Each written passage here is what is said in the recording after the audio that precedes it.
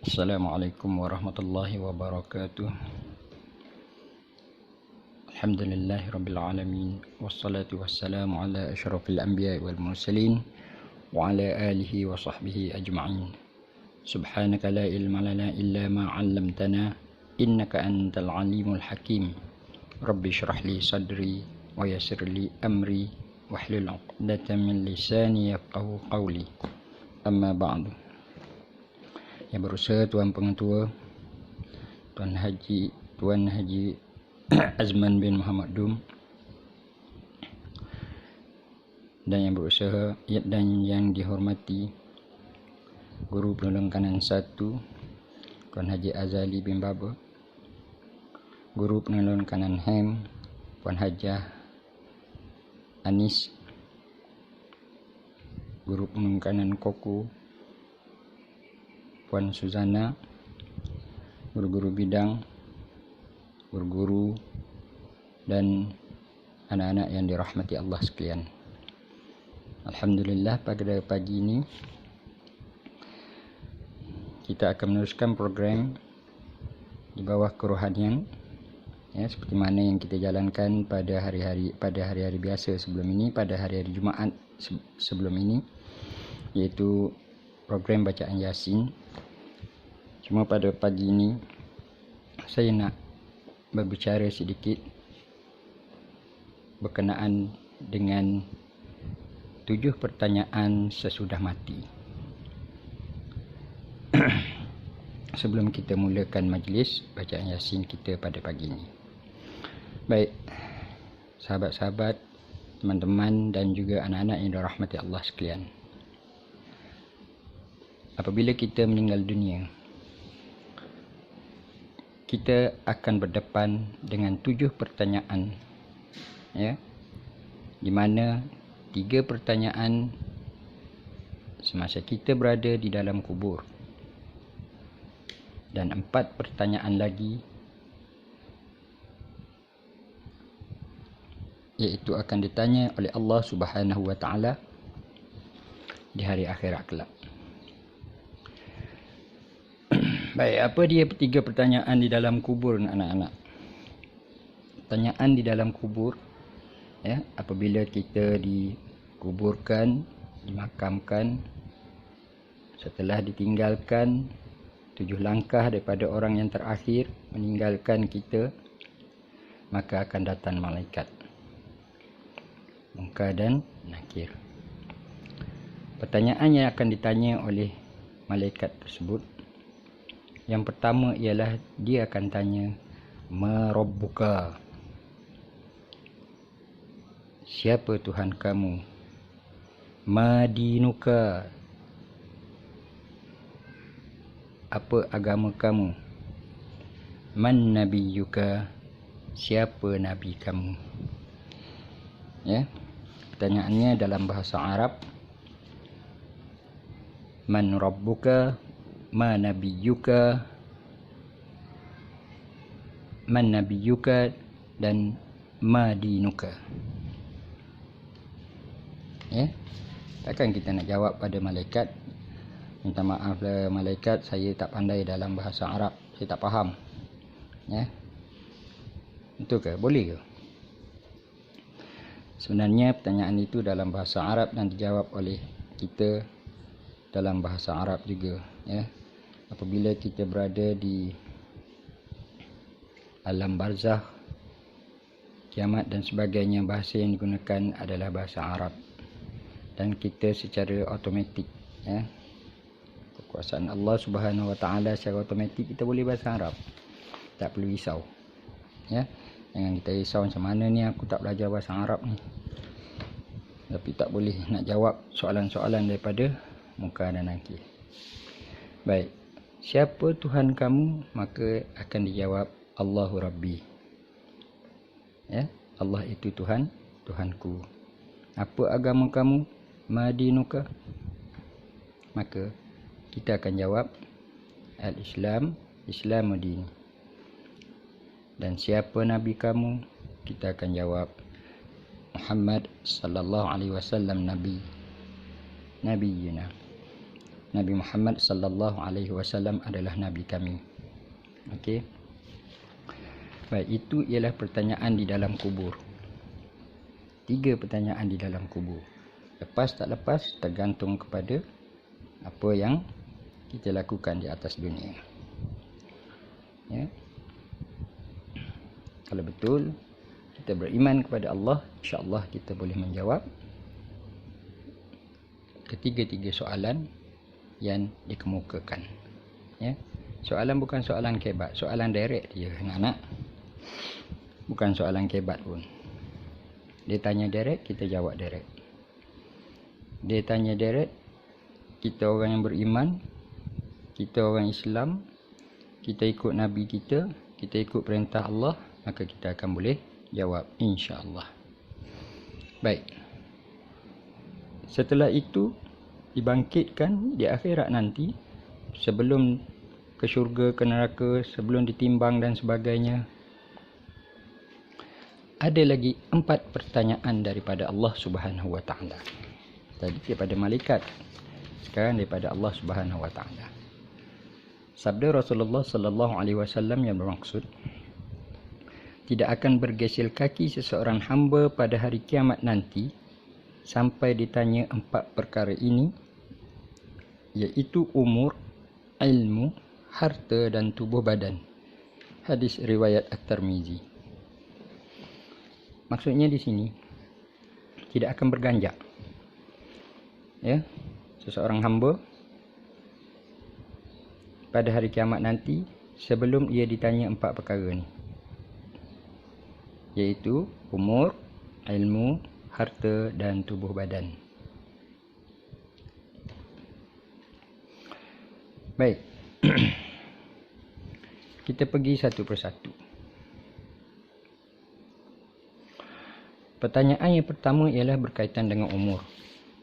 Allah Subhanahu wa taala akan tanya kita, ya, berkaitan dengan umur. Pastikan apa yang kita lakukan sepanjang hidup. Sepanjang Allah Subhanahu wa taala bagi umur kepada kita daripada lahir sampailah kita meninggal. Ya. Kita kena pastikan untuk menjawab soalan-soalan Allah nanti, kita kena pastikan, ya, apa yang kita lakukan sepanjang hidup kita. Pastikan kita tidak abaikan solat. Ya. Saya nak berbicara sedikit tentang solat di sini. Solat ialah tiang agama. Ya. Apa-apa ibadah yang paling pertama sekali yang ditanya oleh Allah Subhanahu wa taala apabila berkaitan dengan umur ialah solat. Sia-sia hidup tanpa solat. Sia-sia hidup tanpa solat 5 waktu. Sia-sia amalan lain tanpa solat. Sebab solat pertama ditanya oleh Allah di hari akhirat.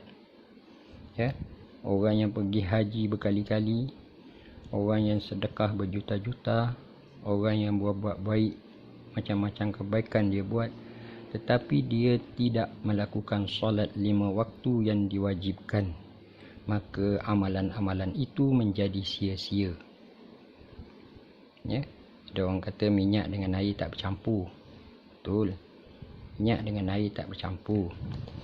Tetapi kita kena ingat, ya, dalam ibadah solat adalah merupakan perkara yang paling penting. As-salatu umududdin. Solat itu tiang agama. Cuba kita bayangkan sebuah rumah yang tidak ada tiang. Rumah cantik, ada perabot yang cantik. Ya, di dalamnya penghuni yang baik-baik. Tetapi tak ada tiang. Maka rumah itu akan runtuh. Anak-anak akan tanya, mana ada rumah teres sekarang ada tiang? Betul, dia tidak ada tiang kat bawah, tetapi dia ada tiang antara bumbung dengan rumah. Bumbung dengan lantai. Maka kalau tak ada tiang tu, runtuh tak rumah? Runtuh lah. Nak letak bumbung macam mana, dia tak panggil rumah lah. Betul tak? Jadi apa-apa pun mesti ada tiang. Makanya apa-apa yang kita nak buat baik dan sebagainya, pastikan dulu kita solat 5 waktu. Ya. Dan kita juga perlu ingat, sebesar apa pun dosa kita, jangan kita tinggal solat. Orang yang buat jahat, orang yang buat baik, orang yang buat kemungkaran, maksiat dan sebagainya, bila dia buat benda-benda macam tu, tapi solat 5 waktu dia tak tinggal. Ya. Ni yang dia orang kata minyak dengan air tak bercampur. Dia buat jahat tapi solat 5 waktu dia tak tinggal. Maka kenapa kita wajibkan solat? Kenapa kita tegaskan sangat dengan solat ni? Orang yang melakukan maksiat, orang yang melakukan kemungkaran dan sebagainya tu, jika sekiranya dia tidak abaikan solat 5 waktu, ada pengharapan dia lagi untuk masuk dalam golongan orang-orang yang diampunkan dosa oleh Allah Subhanahu Wa Taala. Ingat tu. Orang yang tidak buat baik, orang yang selalu buat benda-benda yang jahat, tapi dia solat 5 waktu dia tak tinggal, maka tidak mustahil, ya, dan masih ada harapan untuk dia termasuk dalam golongan yang diampunkan dosa oleh Allah Subhanahu Wa Taala. Ya. Kadang-kadang ada pertanyaan atau bisikan dalam diri kita. Buat apa aku solat? Sedangkan dosa kecil, dosa besar semua buat. Ya? Bila orang yang buat tak elok ni, buat benda-benda yang tak elok ni, dia akan fikir, dia akan ada bisikan-bisikan. Buat apa solat? Ya? Dosa buat apa semua, tak ada faedah yang solat. Betul tak? Ingat anak-anak, itu adalah merupakan bisikan syaitan. Yang mana syaitan ini ingin merosakkan semua amalan kita.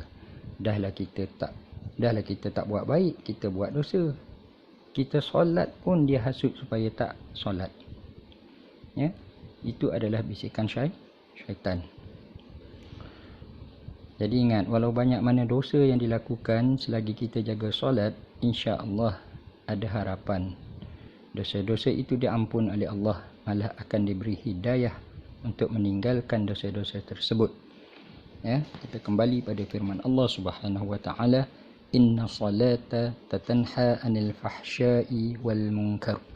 Sesungguhnya salat itu mencegah seseorang daripada perkara-perkara yang jahat dan juga mungkar, perkara-perkara yang buruk dan juga mungkar.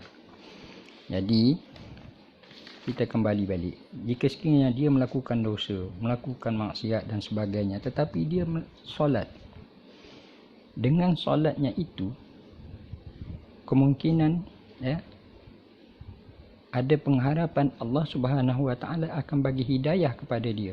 Dan lama-lama dia akan berfikir, hidayah ni maksudnya dia akan datang perasaan, aku ni solat tapi buat benda tak baik. Aku ni solat tapi aku buat maksiat. Aku ni solat tapi aku buat jahat. Aku tinggalkan semua tu. Ya, aku solat, aku taubat. Itu maksud hidayah. Bila dia terima, seseorang itu terima hidayah daripada Allah, dia akan berubah. Inna salata tanha 'anil fahsya'i wal munkar. Daripada solat dia 5 waktu tadi, dia kemungkinan dapat hidayah. Bila dia dapat hidayah, dia akan tinggalkan perkara-perkara mungkar tadi. Itulah kuatnya solat. Ya. Tetapi orang yang solat akan diuji macam-macam. Dan semasa ujian itu, syaitan akan bisikkan macam-macam. Contohnya, solat tapi hidup kau susah, syaitan kata. Ya, kita solat tapi hidup tetap juga susah. Keluarga tetap porak-poranda. Nak makan susah, nak minum susah. Ya, tak ada kemewahan seperti mana yang kita tengok. Sama-sama kalau kita tengok orang sebelah, jiran-jiran ataupun orang lain yang kita tahu tak solat, tetapi hidup dia mewah. Hidup dia bahagia. Kita nampak kebahagiaan di dunia. Ya, jadi bisikan syaitan ni dia datang. Ya.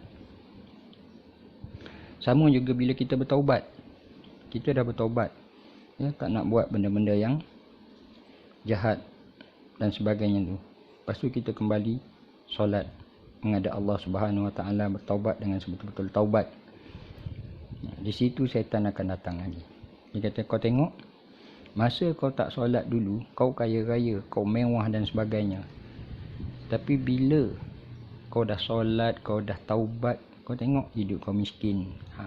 Baik kau tak payah solat. Itu bisikan syaitan, anak-anak, ya. Jadi kita kena hindarkan benda tu.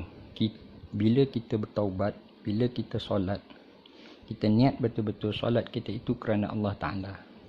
Apa sahaja ujian yang datang, kita terima dengan hati yang redha dan ikhlas. Sebab Allah janji segala apa yang didatangi ataupun ujian yang datang, ya, tidak ada ujian yang tidak boleh, yang mana tidak boleh diatasi oleh hamba dia yang dia bagi ujian tu. Ya, cuma cara macam mana hamba dia menyelesaikan masalah dan ujian itu, menghadapi ujian ini. Ya. Baik, itu pentingnya solat. Seperti mana yang kita tahu tadi, taubat tadi, seseorang yang mendapat hidayah, dia terus bertaubat dan meninggalkan segala dosa-dosa dan kemungkaran. Bila dia bertaubat, maka Allah uji dia dengan kesusahan hidup, dan masa inilah syaitan datang membisikkan kata-kata yang tadi. Ya, kau tengok, kau dah taubat, kau dah semayang, kau dah jadi betul miskin. Jadi baiknya kau tinggalkan solat, kau kembali pada kejahatan kau. Itu adalah bisikan syaitan. Kita kena berhati-hati dengan bisikan syaitan. Kita kena lawan, ya, apabila kita mendapat hidayah. Jadi intipati umur kita ni Allah tak akan tanya, ya. Kita kembali balik kepada persoalan tadi. Bila Allah tanya berkenaan umur, Allah tak akan tanya berkenaan berapa umur kamu, berapa umur kita, ya. Cuma Allah tanya umur yang aku bagikan pada engkau, apa yang telah kau buat untuk menggunakan nyawa tu, untuk menggunakan umur yang aku bagi. Anak-anak yang dirahmati Allah sekalian, umur manusia ni antara 60 hingga 70 tu jarang-jarang. Biasa kebanyakannya lah 60 hingga 70 tahun. Kalau 80 hingga 90 tu dah jarang-jarang, kan? Kalau 90 ke 100 tu Piramli kata kadang-kadang, kan? Jadi jawapan dia ialah umur lah. 60 hingga 70 tu jarang-jarang. Biasa-biasa. 80 hingga 90 tu jarang-jarang. 90 ke 100 kadang-kadang. Baik, cuba anak-anak perhatikan. Daripada kita lahir sampai 15 tahun. Kita ambil 15 tahun tu akhir balik lah. Ya, bermakna selepas akhir balik kita dah ditaklif. Maksudnya apa-apa yang kita buat kita tertanggung sendiri. Ya, daripada 15 tahun, 16 tahun ke 60 tahun. Yang kebiasaan umur manusia ada balance 45 tahun. Berapa masa yang kita ambil selama 45 tahun itu untuk kita beribadah, khususnya solat, ya, kepada Allah Subhanahu Wa Taala. Satu hari kita tidur 8 jam. Baki itu kita kerja dan juga kita beribadah. Sebenarnya kalau nak dihitung untuk solat 5 waktu ni, umur antara 16 hingga 60 tahun ni, sebenarnya hanya 2 tahun setengah sahaja kita solat. 2 tahun setengah sahaja kita solat. Ya, maksud saya, contoh kalau kita semayang zuhur, semayang paling banyak rakaat, semayang 4 rakaat lah, kan? 4 rakaat sampai 1 jam ke? Tak sampai, kan? Paling-paling lama 10 minit, 5 minit pun dah siap, kan? Jadi pada 5 minit tu kali dengan 5 kali waktu, 5 waktu sehari, kali dengan tahun dan sebagainya, lebih kurang dalam 2,5 tahun sahaja kita beribadah kepada Allah Subhanahu Wa Taala. Yang lain masa tidur dan masa bekerja. Ya, bayangkan. Itu sahaja yang kita lakukan untuk solat 5 waktu, ya, solat 5 waktu, tak termasuk solat-solat lain lah, solat tarawih dan sebagainya, ya, itu tak termasuk dalam bab itu. Dan satu lagi dalam bab umur ini, Allah Subhanahu Wa Taala tekankan juga tentang umur muda kita, ya, umur di waktu muda. Allah akan tanya usia muda kita apa yang kita buat. Kenapa Allah tanya usia muda? Sebabnya yang muda, yang taat di sisi Allah Subhanahu Wa Taala lebih mulia dari yang tua yang taat kepada Allah. Nampak? Orang muda yang taat kepada Allah lebih mulia di sisi Allah daripada orang tua yang taat kepada Allah. Boleh nampak tak? Kenapa Allah Subhanahu Wa Taala memuliakan orang muda yang taat daripada orang tua yang taat? Kerana godaan dan ujian orang muda ni lebih besar. Orang tua ni dia dah tak ada apa-apa ujian dah expired. Dah tak larat lagi dah. Kan? Tapi orang tua ni sebelum dia tua dia muda juga. Jadi orang muda ni godaan dia lebih banyak. Ya, godaan mata, godaan nafsu, godaan syahwat, godaan telinga, segala-galanya. Godaan dia lebih besar. Jadi kalau dia boleh terima atau dia boleh hadapi godaan dan ujian itu dalam masa usia dia muda, maka orang ini adalah orang-orang muda yang lebih dimuliakan oleh Allah daripada orang-orang tua yang taat. Orang tua yang taat juga, ya. Jadi teman-teman, sahabat-sahabat yang sebaya dengan saya ni, yang dah tua jangan terasa hati. Kita pun muda juga dulu. Jadi kalau masa muda kita, ya, kita buat benda-benda yang taat kepada Allah, boleh lawan godaan dan ujian Allah, maka kita juga dalam golongan yang dimuliakan oleh Allah pada masa kita muda. Ya, sekarang giliran orang muda pula, kita dah tua. Jadi bagilah peluang pada orang muda sekarang. Baik, dalam hadis sahih ada disebut semua orang di bawah sinaran matahari. Ya, semua kita ni apabila dibangkitkan di padang mahsyar di bawah sinaran matahari. Kecuali 7 golongan. Kecuali ada 7 golongan sahaja yang tidak berada di bawah sinaran matahari, dilindungi daripada kepanasan sinaran matahari. Dan salah satu daripada golongan ini ialah pemuda yang menjaga diri taat kepada Allah. Ini yang dimuliakan. Inilah yang saya katakan orang muda dimuliakan.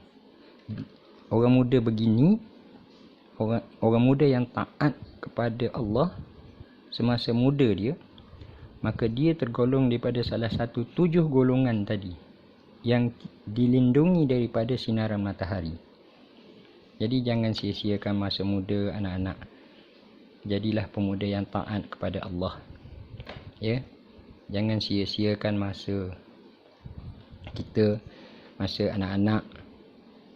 Cuba bayangkan tadi kalau saya cakap kita umur sampai 60 tahun pun nanti hanya 2 tahun setengah sahaja kita solat. Tapi cuba anak-anak bayangkan berapa lama masa anak-anak ambil main game. Sama ada kalau dulu sebelum PKP main di kedai-kedai mamak dan sebagainya berjam-jam. Sedangkan solat hanya 5 minit anak-anak tinggal. Fikir-fikirkanlah, ya. Jangan kita bazirkan masa kita. Kan saya cakap tadi, Walau apa kejahatan maksiat yang kita lakukan, solat jangan kita tinggalkan. Yang paling utama tu. Nak main game, mainlah. Ya, tapi solat jangan tinggalkan. Jangan sampai lalai kepada solat. Ya, lalai kita pada menunaikan solat. Baik anak-anak dan teman-teman ataupun sahabat-sahabat yang dirahmati Allah sekalian. Perkara yang kedua yang akan ditanya oleh Allah Subhanahu Wa Taala ialah ilmu. Ilmu telah diperintahkan oleh Allah Subhanahu Wa Taala dalam Islam, ya. Ilmu ini wajib dituntut. Ilmu adalah wajib dituntut. Ya. Cara nak menuntut, belajar dari guru ataupun menghadiri majlis-majlis ta'lim ataupun membaca buku-buku agama, ya. Tetapi perlu ingat, bila kita membaca buku-buku agama, perlu ada pada guru juga. Perlu bertanya pada mereka yang lebih arif jika ada sesuatu yang kita tidak faham ataupun kita mengelirukan kita. Sebab apa? Ya, orang yang berguru dengan buku, orang yang mendapat ilmu dengan buku tanpa berguru, maka guru dia adalah syaitan. Ya, kita takut tu. Ramai antara golongan sekarang ni, golongan manusia yang sesat disebabkan oleh dia belajar melalui buku. Ya, sekarang pun banyak bukan buku sahaja, melalui internet dan sebagainya, tapi tanpa berguru. Dan inilah yang akan menyesatkan mereka. Ya, belajar tanpa guru, maka gurunya adalah syaitan. Yang kedua, bila kita belajar, kita ada ilmu, kita kena amalkan ilmu. Kena beramal dengan ilmu yang kita pelajari. Ini akan ditanya oleh Allah Subhanahu Wa Taala. Engkau dah belajar, engkau ada ilmu, engkau amal tak ilmu tu? Itu yang ditanya pada hari akhirat nanti. Dan bila kita beramal dengan ilmu, kita tak boleh nak kedekut ilmu. Kita kena sebarkan ilmu yang kita ada. Sebarkan ilmu kepada orang lain. Ilmu-ilmu yang betul lah. Jangan ilmu-ilmu yang salah. Kan? Ya. Seorang yang pandai main game Mobile Legend. Ya, saya tahu Mobile Legend je. Dan dia ajar pula kepada orang lain untuk main game sampai pandai. Buntung tak? Awak rasa megah tak? Bila awak boleh ajar pada seseorang dengan ilmu yang awak ada. Itu ajaran Mobile Legend. Cuba awak ada ilmu baca Quran dengan bertajwid. Awak mahir. Awak ajar pula kepada kawan-kawan awak belajar Quran, baca Quran dengan bertajwid dan sebagainya. Bangga tak diri awak? Suka tak kita?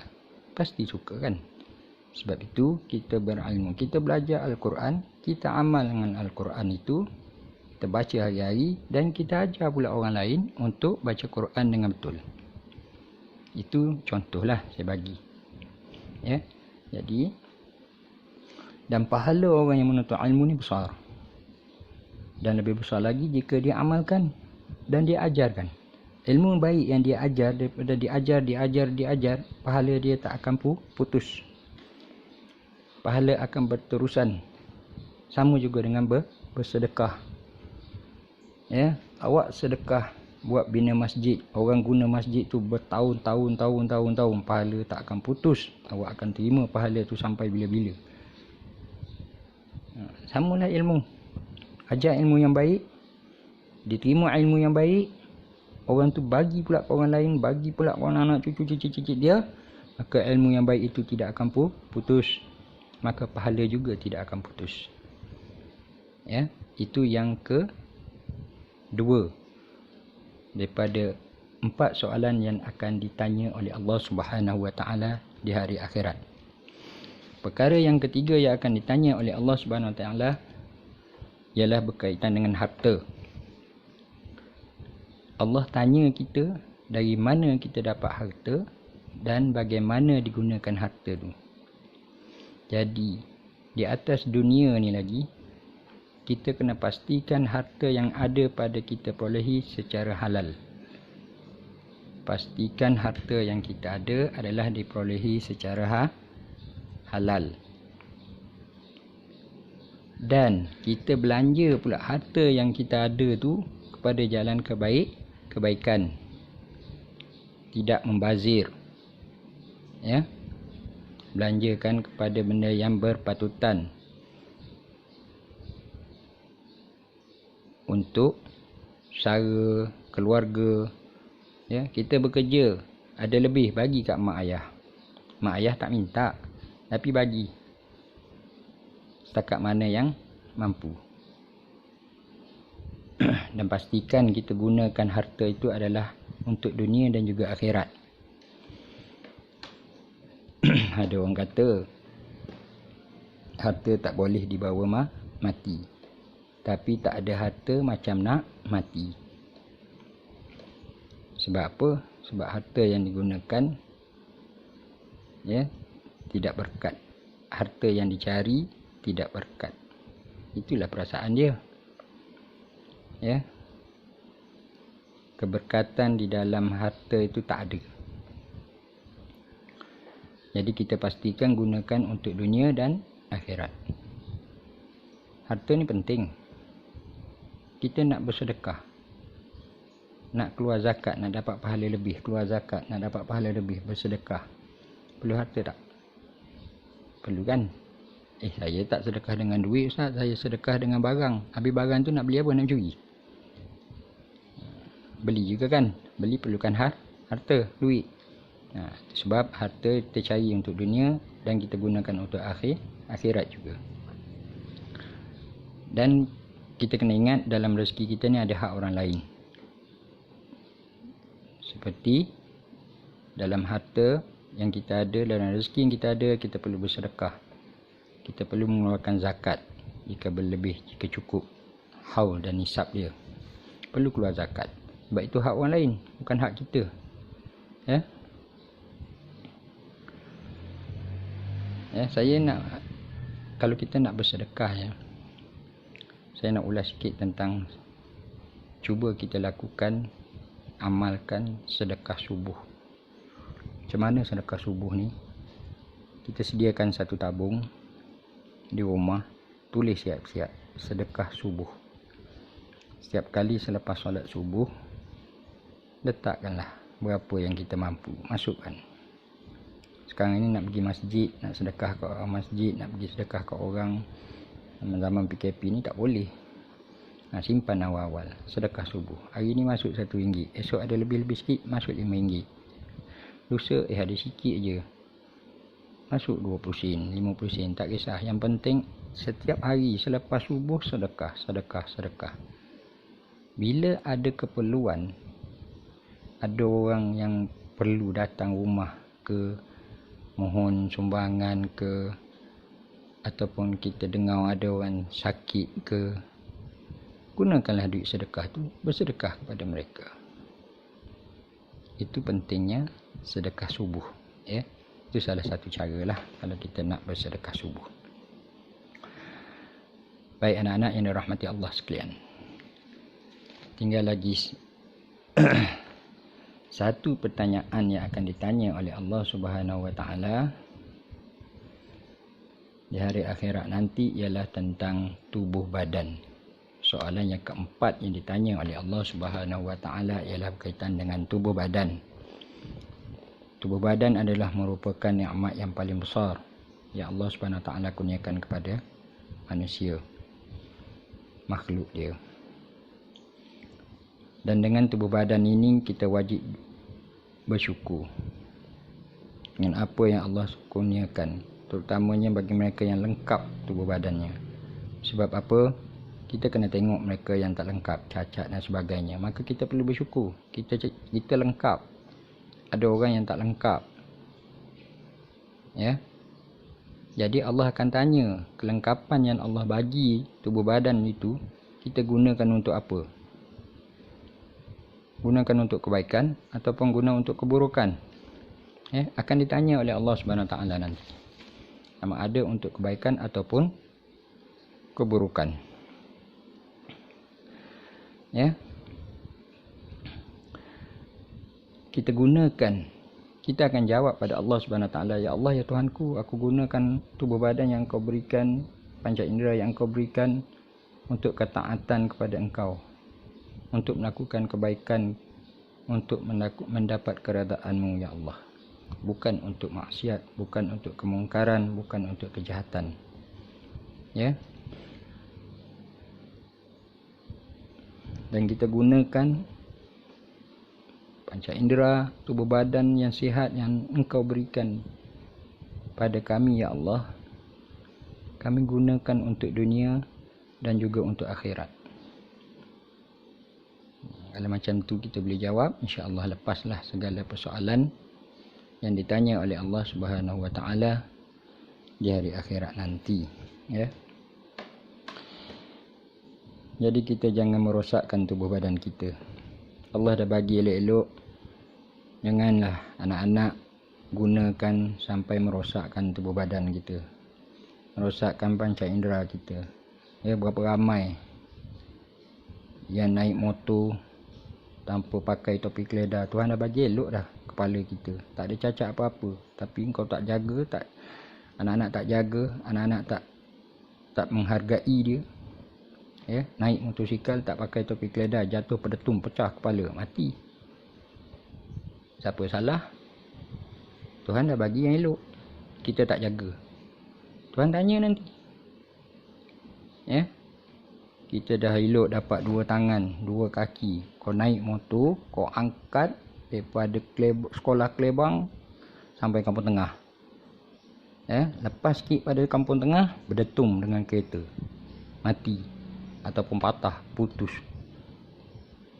Siapa nak bertanggungjawab? Kau nak jawab apa dekat Allah Subhanahu Taala? Tuhan dah bagi elok dah tangan kau, tapi kau gunakan pada benda yang salah. Kita gunakan pada benda yang salah. Jadi Tuhan tarik balik lah.